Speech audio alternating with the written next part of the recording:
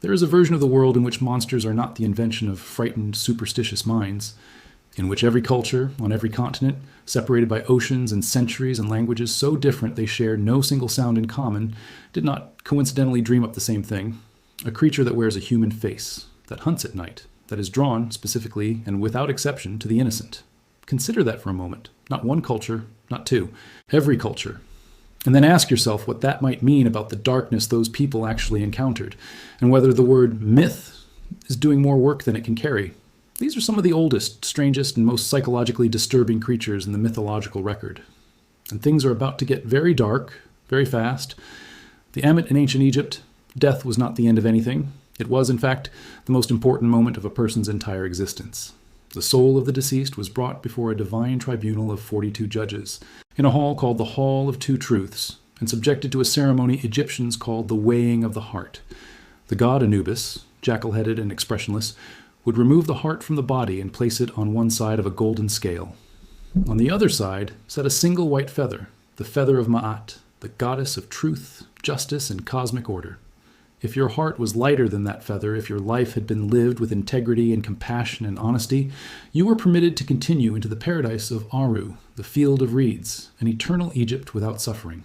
But if your heart was heavy, swollen with cruelty and deceit and the particular moral rot that accumulates in a life poorly lived, then it tipped the scale, and something was waiting for it.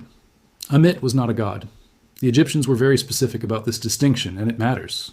She was a devourer, a necessary terrible function of the universe. Her body was assembled from the three most dangerous animals known to ancient Egyptians: the hindquarters of a hippopotamus, the midsection of a leopard, and the head and forequarters of a crocodile. She crouched at the base of the scale at every judgment permanently, without rest, waiting for the hearts that failed. She ate them.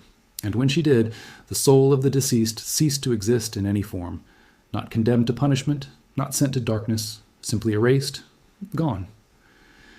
The Egyptians called this the second death, and they feared it so profoundly that their entire burial culture, the mummification, the amulets, the books of the dead, all of it was designed to pass that one test and avoid the jaws of that one creature.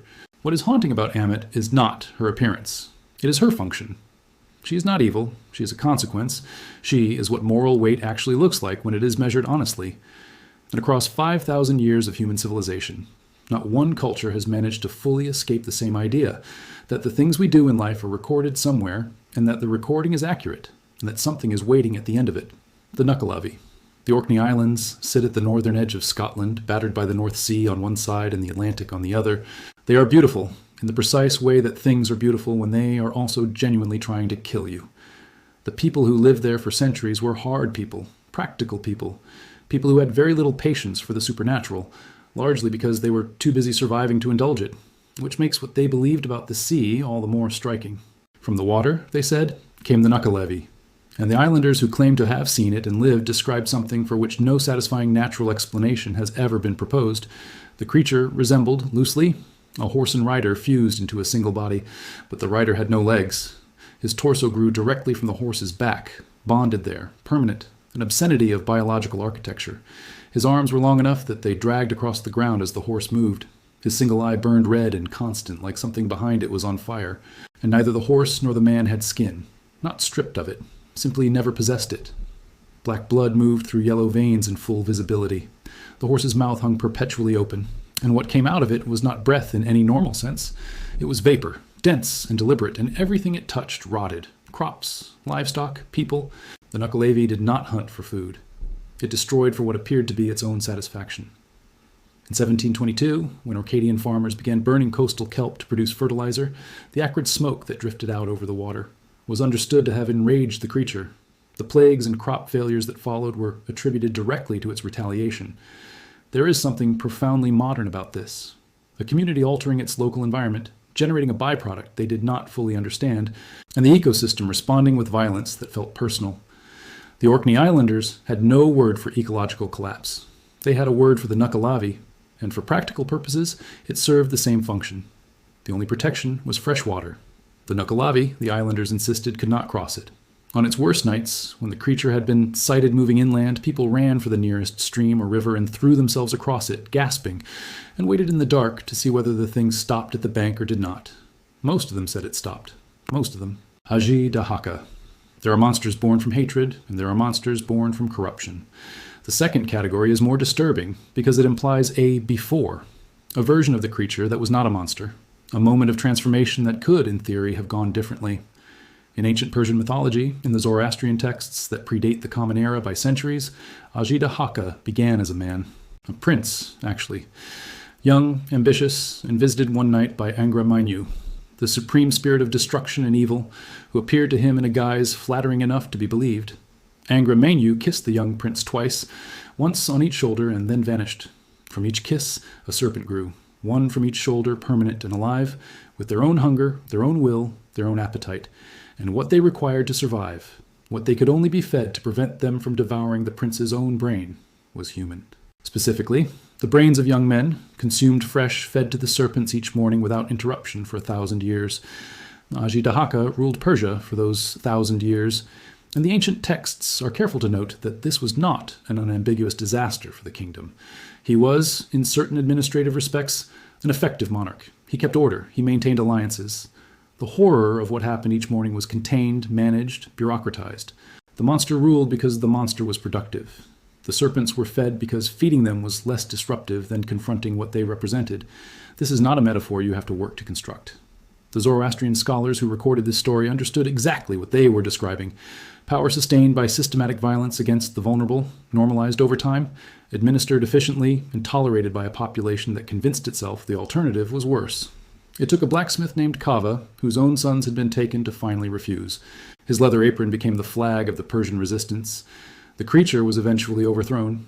But the texts are honest about one final detail. Ajidahaka was not killed. He was chained inside a mountain, where he remains, and where the serpents continue to hunger, and where the chains are said to be weakening, slowly, with time. The Yaraha. Not every monster announces itself with grandeur. Some of the most effective predators in the mythological record are distinguished not by their power, but by their patience, and by the unsettling specificity of their method.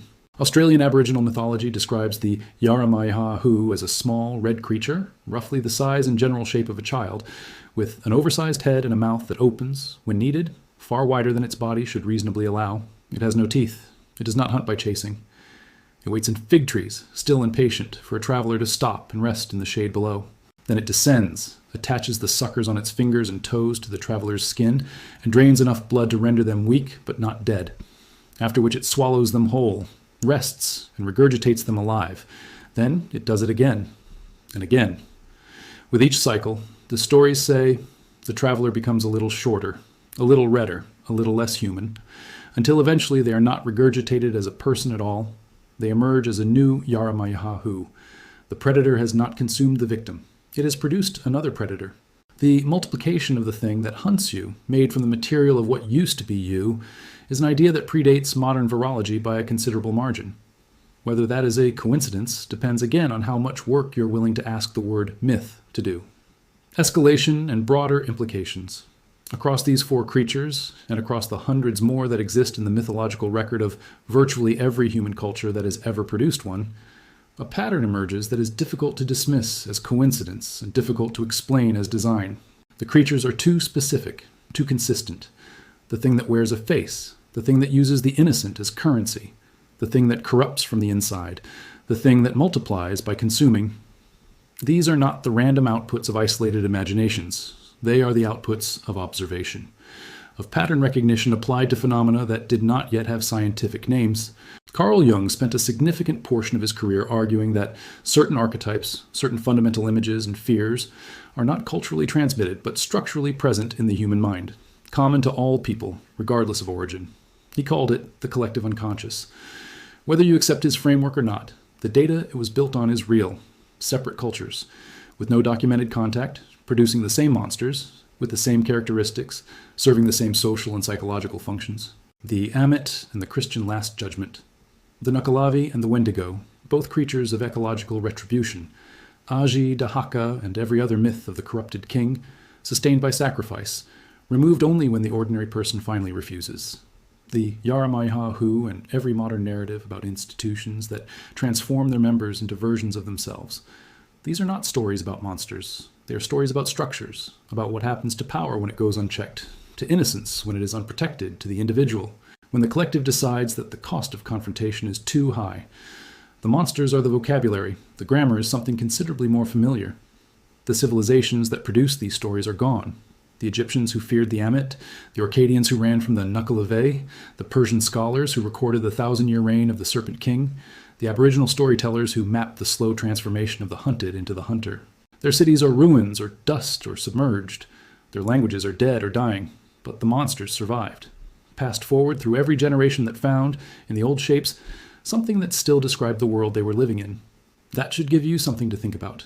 Not whether the creatures are real, which is, in the end, the wrong question, but why, across every culture and century that has ever grappled with darkness, the darkness has always taken the same shape, and whether whatever it is that keeps producing that shape has, in fact, gone anywhere at all.